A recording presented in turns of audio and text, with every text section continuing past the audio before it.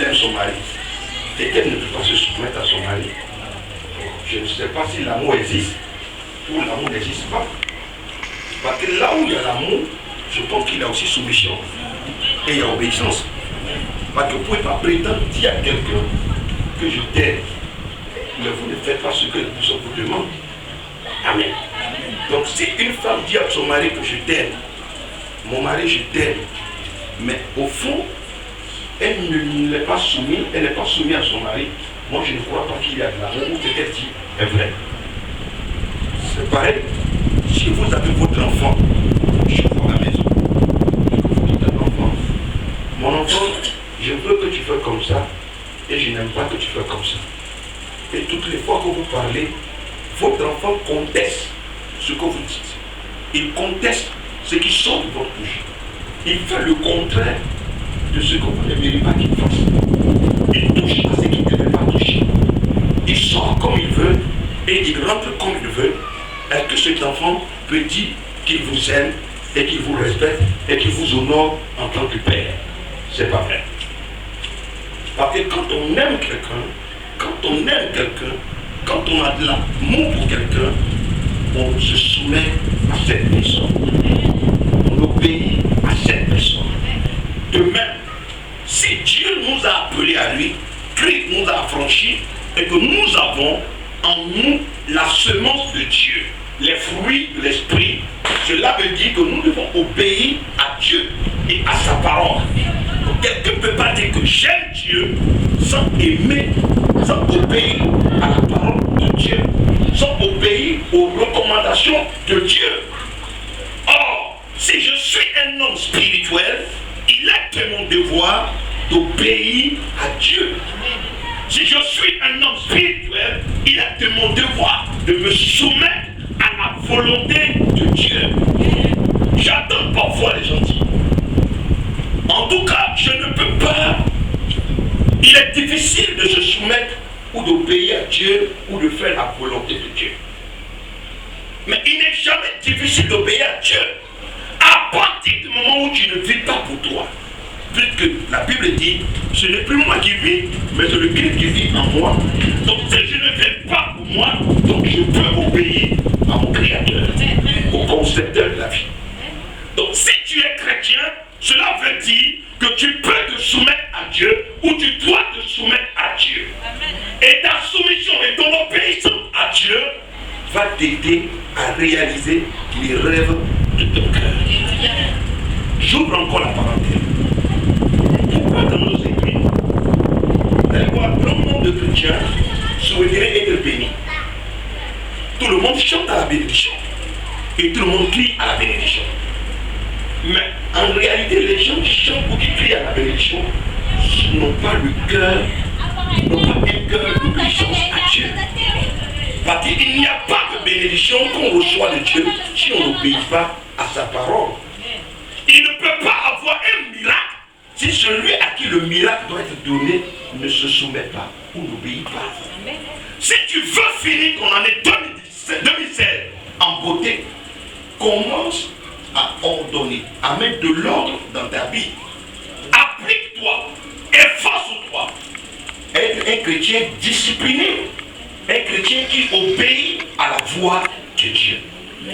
Comme j'ai dit la dernière fois, alors pendant que tu cries sur tous les toits, que tu aimes Dieu, mais quand Dieu te parle, à peine tu obéis, à peine tu te lèves et tu fais les choses comme Dieu te demande de le faire.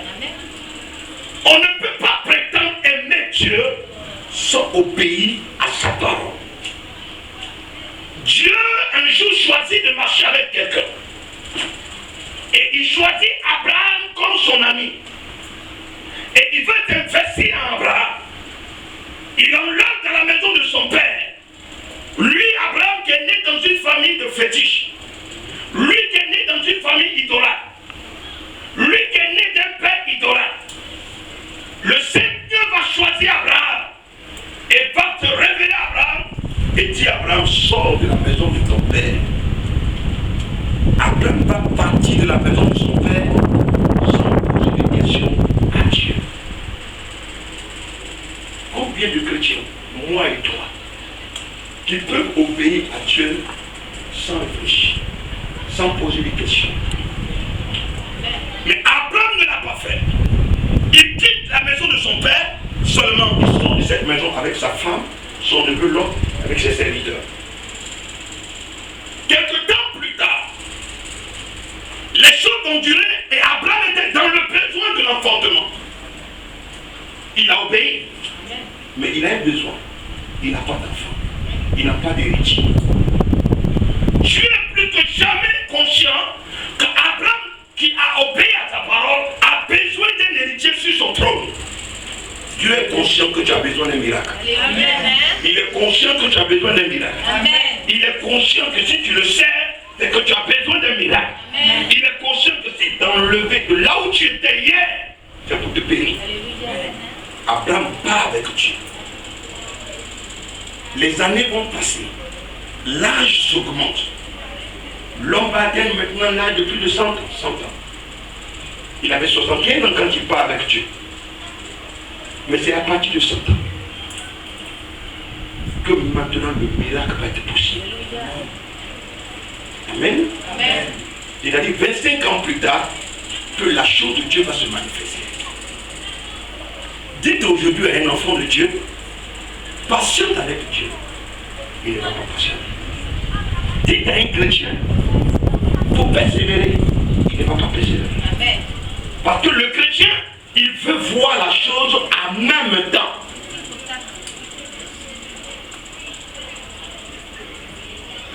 Quand la spiritualité est dans votre vie et que vous manifestez la spiritualité, vous ne dépendez pas de vous.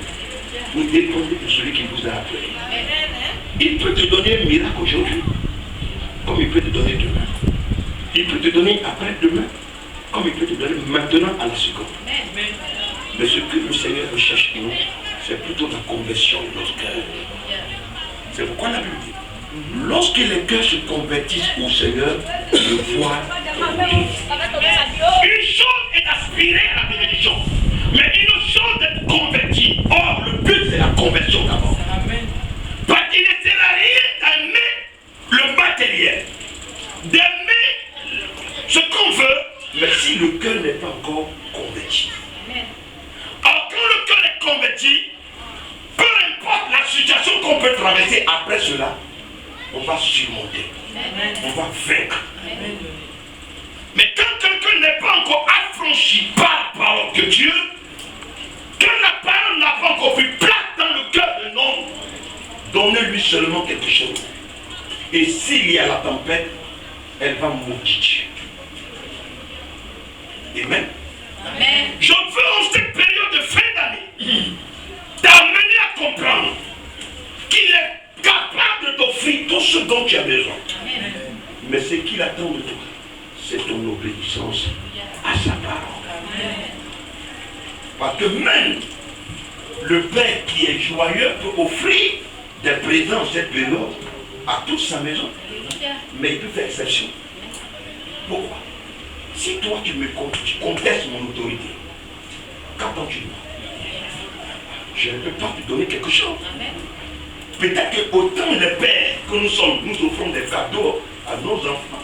C'est de même Dieu aussi, en cette période, il va aussi donner des cadeaux à tous ceux qui lui sont fidèles. Pourquoi pas? Pourquoi pas? Mais s'il regarde en toi qu'il n'y a pas l'obéissance, il n'y a pas l'obéissance, il n'y a pas la soumission, il n'y a pas les choses, la crainte de Dieu, tu ne peux pas recevoir. Les autres vont bénéficier juste à côté. Mais toi, tu ne vas pas bénéficier. Alors Dieu part avec Abraham. Il part avec Abraham à 75 ans et pratiquement à 100 ans, le miracle va se produire. Quand Isaac vient au monde, quelques temps plus tard, Dieu décide de tester la foi d'Abraham. Dieu que de voir où est qu'Abraham peut aller avec lui. Dites-moi, combien de chrétiens qui ont reçu un miracle